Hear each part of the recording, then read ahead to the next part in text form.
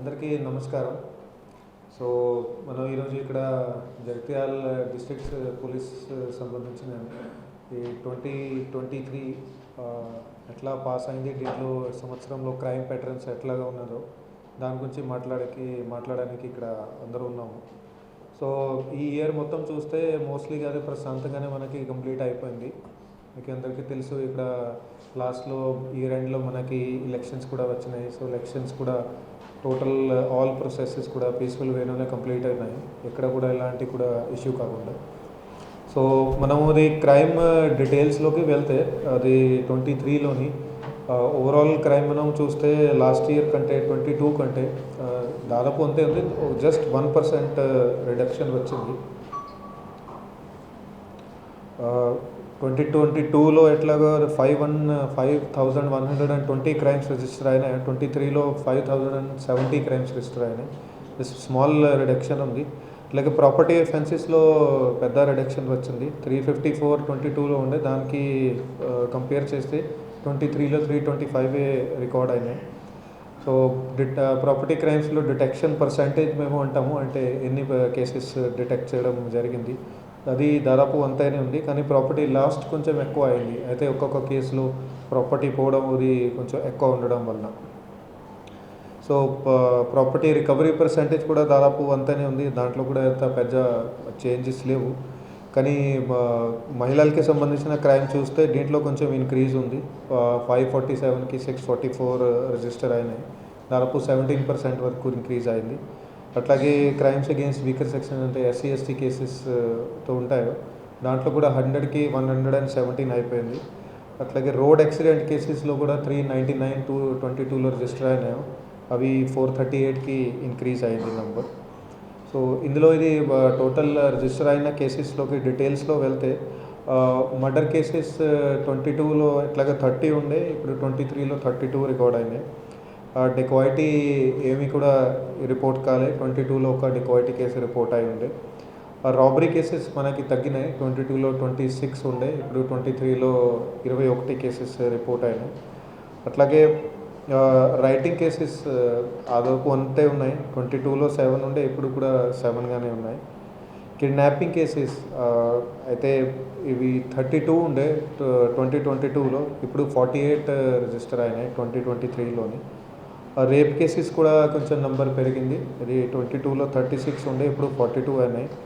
Cheating cases బేసికల్గా అవి వాటికి నెంబర్ తగ్గింది, అవి 398 ఉండే 2022లో, ఇప్పుడు 347 అయింది. అటెంప్ట్ టు మర్డర్ కేసెస్ ఇవి కూడా నంబర్స్ తగ్గినాయి, ఇది 77 అయినాయి 22లో, ఇప్పుడు 66 రికార్డ్ అయినాయి. ఫ్యాటల్ రోడ్ యాక్సిడెంట్స్ ఇవి కూడా తగ్గినాయి, అయితే ఎక్కడైనా యాక్సిడెంట్ కేసెస్లో ఏదో చనిపోతారు, డెత్ అవుతుంది, అట్లాంటి కేసెస్ 188 నుంచి 169 వరకు వచ్చింది. కానీ నాన్ ఫ్యాటల్ కేసెస్తో దానికి నెంబర్ పెరిగింది, 191 నుంచి 234 వచ్చింది. కొన్ని యాక్సిడెంట్ కేసెస్ ఉంటాయి, దానిలో చిన్న చిన్నవి ఉంటాయి, ఏం ఇంజరీ కావు, అవి కూడా కొంచెం నెంబర్ పెరిగింది, 20కి బదులు ఇప్పుడు 35 అని. సో టోటల్ అంతా కలిపి చూస్తే దీంతో పాటుగా కొన్ని మనకి సిఆర్పిసి కింద కూడా కేసెస్ నమోదు అవుతాయి. అంతా కలిపి చూస్తే 22లో 4,130 ఉండే, దానికి ఇప్పుడు నంబర్ 3,842 అయింది. సో ఓవరాల్ ఇందులో 7% రిడక్షన్ ఉంది. ఇది ప్రాపర్టీ క్రైమ్స్లోని రికవరీ మనం చూస్తే 23లోని 113 తులాస్ బంగారం అది రికవరీ చేయడం జరిగింది దొంగలను పట్టుకొని వాళ్ళ తరఫు నుంచి. అట్లాగే 1,508 తులాస్ వెండి అది కూడా రికవరీ చేయడం జరిగింది. Coming to the cyber crime మీకు తెలుసు, మొత్తం దేశం వ్యాప్తంగా ప్రపంచం వ్యాప్తంగానే ఇది పెరిగిపోతుంది రోజు రోజుగా. మనది టెక్నాలజీ యూజ్ ఎట్లాగా పెరిగిపోతుంది, మనకి నెగ్లిజెన్స్ ఇది వల్ల పెరిగిపోతుంది, దానివల్ల అది క్రైమ్స్ కూడా పెరిగిపోతున్నాయి. సో 22లో ఎక్కడైతే 635 కేసెస్ రిపోర్ట్ అయినాయో దాన్ని కంపేర్ చేస్తే 23లోనే 866 కేసెస్ అయినాయి. సో దాదాపు 36% ఇంక్రీజ్ ఉంది. దీంట్లో అమౌంట్ లాస్ట్ కూడా అప్పుడు 1,92,00,000 ఉండే, ఇది చాలా పెద్ద ఇంక్రీజ్ ఇందులో అయింది, 8,61,00,000 అమౌంట్ లాస్ట్ అయింది. సో దాదాపు 346% ఇంక్రీజ్ ఉంది. కానీ దీంట్లో ఒకటి పాజిటివ్ థింగ్ ఏముంది అంటే, ఇది పబ్లిక్లో అవేర్నెస్ పెరగడం వల్ల ఇది మనకి ఇన్ఫర్మేషన్ రాగానే వెంటనే కన్సర్న్డ్ అథారిటీస్తో మాట్లాడి అట్లాగే మన ఎన్సీఆర్పి పోర్టల్ ద్వారా ఇది మన సెంట్రల్ గవర్నమెంట్ ద్వారా ఏదైతే హెల్ప్ లైన్ క్రియేట్ చేయడం జరిగిందో 1930 అని. సో దాని ద్వారా అది అమౌంట్ ఎక్కడైతే అకౌంట్ నుంచి పోతుంది అక్కడే మధ్యలోనే అది ఎండ్ యూజర్కి పోకుండా అయితే దొంగకి పోకుండా మధ్యలోనే ఫ్రీజ్ అయిపోతుంది. సో ఆ ప్రాసెస్లో 22లో ఎక్కడైతే 17 lakhs ఓన్లీ మాత్రమే ఫ్రీజ్ అయ్యింది, అది కంపేర్ చేస్తే 23లో దాదాపు 5 crore 7 lakhs వరకు అది అమౌంట్ ఫ్రీజ్ అయింది. సో ఇందులో చాలా పెద్ద పర్సంటేజ్ ఇంక్రీజ్ ఉంది, 2854%. ఇది పాజిటివ్ ఎందుకు అన్నా అంటే ఇది ఏదైతే ఫ్రీజ్ అయిన అమౌంట్ అయిందో ఇది ఎవరైతే విక్టిమ్స్ ఉన్నారో బాధితులు ఉన్నారో వాళ్ళకి వస్తుంది. So this is a very good step.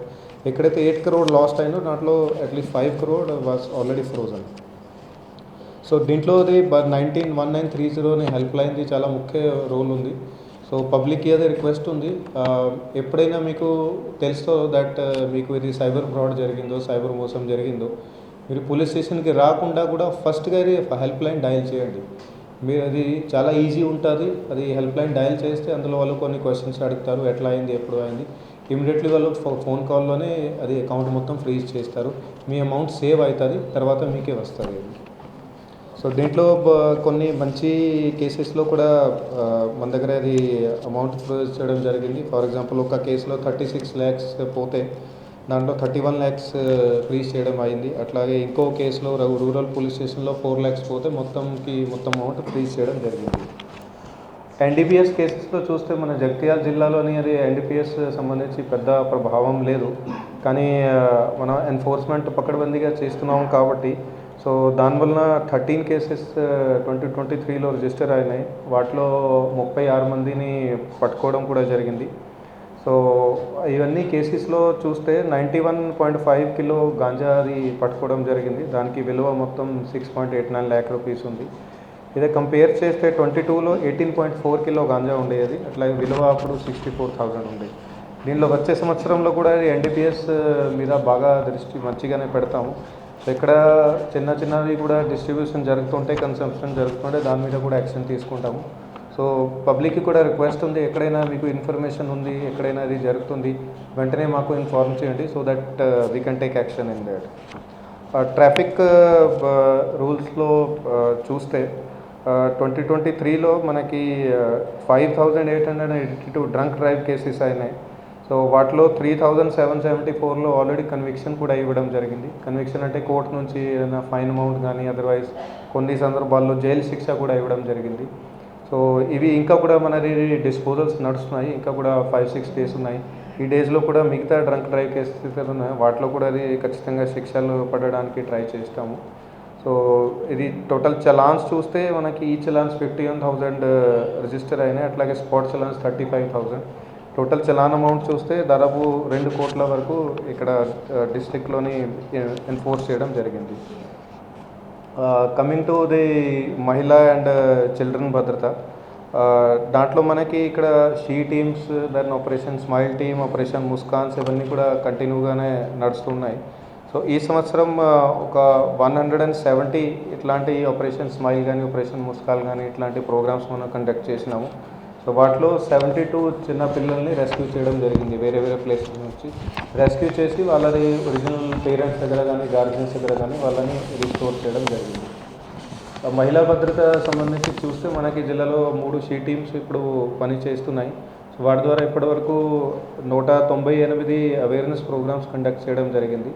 వాటిలో దాదాపు 25,000 వరకు అందరూ చిన్న పిల్లలు అట్లాగే మహిళలు వాళ్ళకి అవేర్నెస్ కల్పించడం జరిగింది.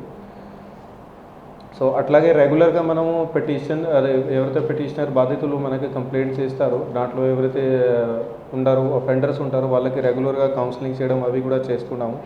ఈ సందర్భంలో మనకి ఇక్కడ 12 FIRs రికార్డ్ చేయడం జరిగింది. అది ఎవరైతే అక్యూజ్ ఉన్నారో వాళ్ళని కూడా అరెస్ట్ చేసాము వాటిలో.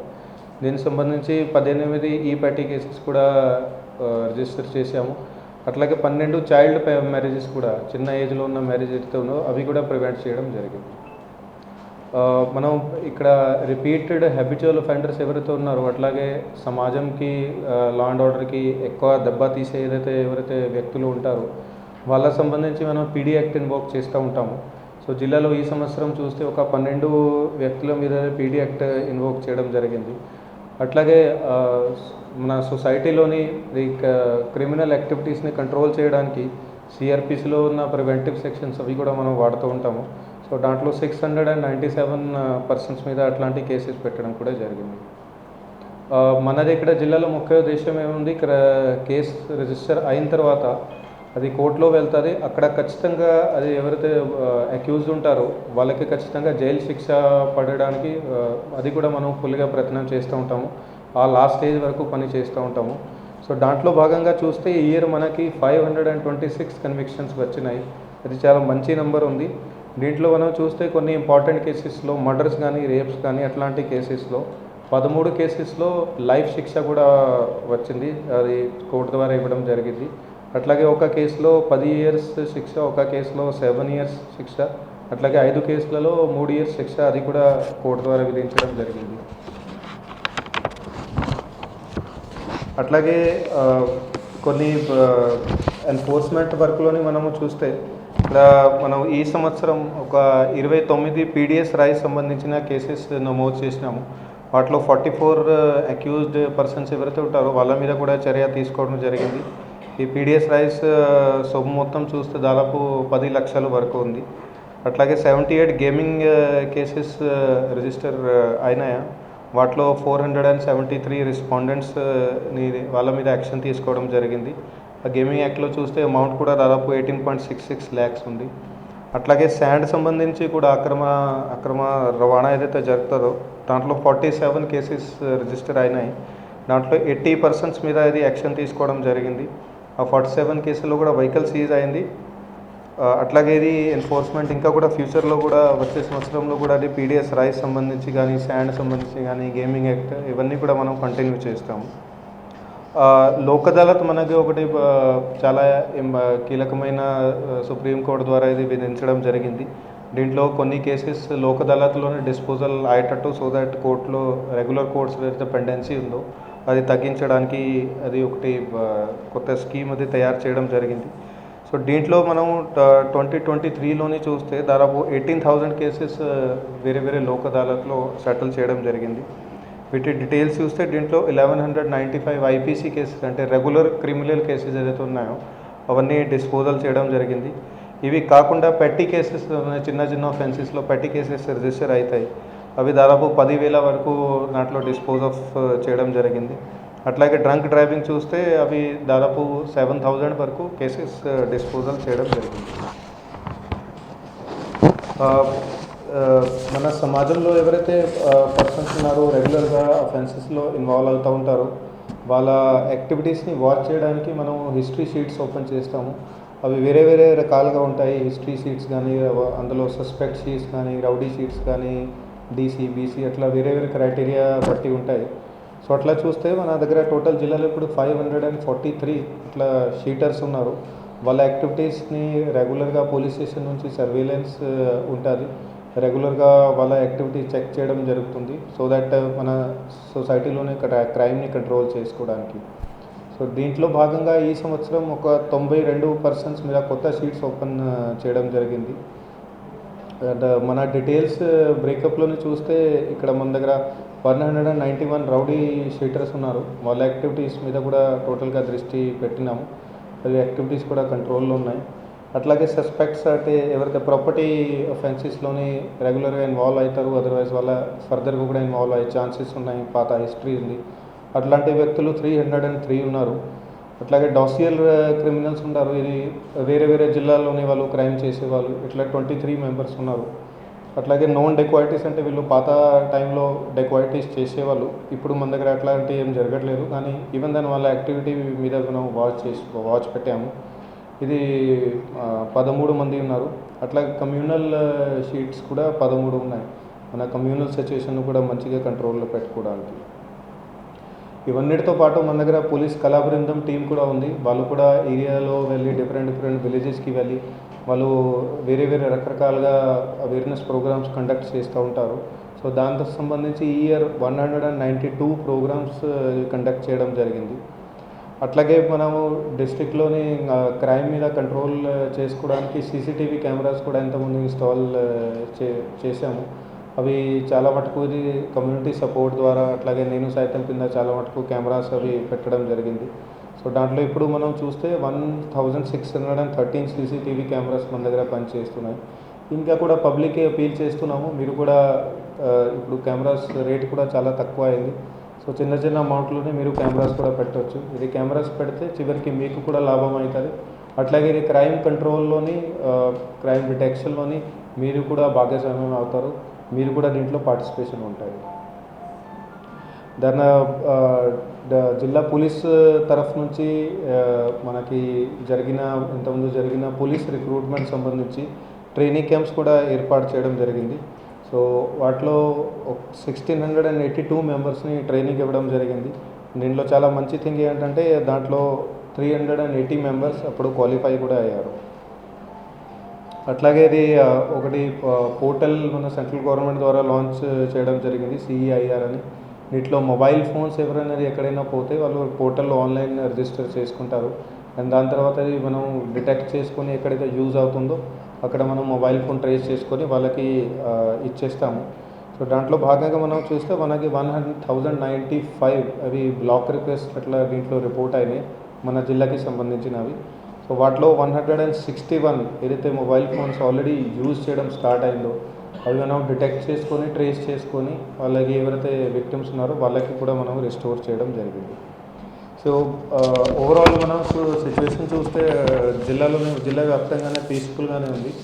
ఇది కమింగ్ ఇయర్లోనే కూడా ఇది మహిళా భద్రత సంబంధించి స్పెషల్ చర్యలు తీసుకుంటాము, దాని మీద స్పెషల్ ఫోకస్ పెడతాము. సో జిల్లాలో ఎక్కడైనా కూడా మహిళలకు సంబంధించి ఏదైనా ఇష్యూ వస్తే, ఏదైనా కంప్లైంట్ వస్తే మనకి వాళ్ళు డైరెక్ట్గా పోలీస్ స్టేషన్కి వచ్చి కంప్లైంట్ చేయవచ్చు, డయల్ 100కి కాల్ చేయవచ్చు. అదర్వైజ్ మన వాట్సాప్ కంట్రోల్ ఉంది, దానికి కూడా వాళ్ళు కంప్లైంట్ చేయవచ్చు, దాంట్లో యాక్షన్ తీసుకోవడం జరుగుతుంది. అట్లాగే గవర్నమెంట్ది కూడా ముఖ్య ప్రయారిటీ ఉంది ఇప్పుడు నార్కోటిక్స్ సంబంధించి, గాంజా సంబంధించి, డ్రగ్స్ సంబంధించి దాంట్లో కూడా మనం పకడ్బందీగా ఫుల్గా 100% యాక్షన్ తీసుకుంటాము. మన జిల్లా ప్రస్తుతానికి అలాంటి పెద్ద ఎత్తున ఏం లేదు, ఇక్కడెక్కడ చిన్నవి ఉంటాయి. కానీ అది కూడా 100% కంట్రోల్ చేసుకోవడానికి, అరికట్టడానికి మేము సిద్ధంగా ఉన్నాము. అట్లా పబ్లిక్కి కూడా రిక్వెస్ట్ చేస్తూ ఉన్నాము, ఎక్కడైనా మీకు ఏదైనా ఇన్ఫర్మేషన్ ఉంటే, ఎక్కడైనా ఎవరైనా అమ్ముతున్నారు, ట్రాన్స్పోర్ట్ చేస్తున్నారు, దయచేసి మాకు తెలియపరచండి, వెంటనే దాన్ని కంట్రోల్ చేస్తాము. అట్లాగే సైబర్ క్రైమ్ సంబంధించి కూడా మన తరఫు నుంచి, పోలీస్ తరఫు నుంచి, అట్లాగే మీ తరఫు నుంచి, పబ్లిక్ తరఫు నుంచి కూడా చాలా కోఆపరేషన్ అవసరం ఉన్నది. ఎందుకంటే అవేర్నెస్ ఈజ్ మోస్ట్ ఇంపార్టెంట్ ఇందులో సైబర్ క్రైమ్లో.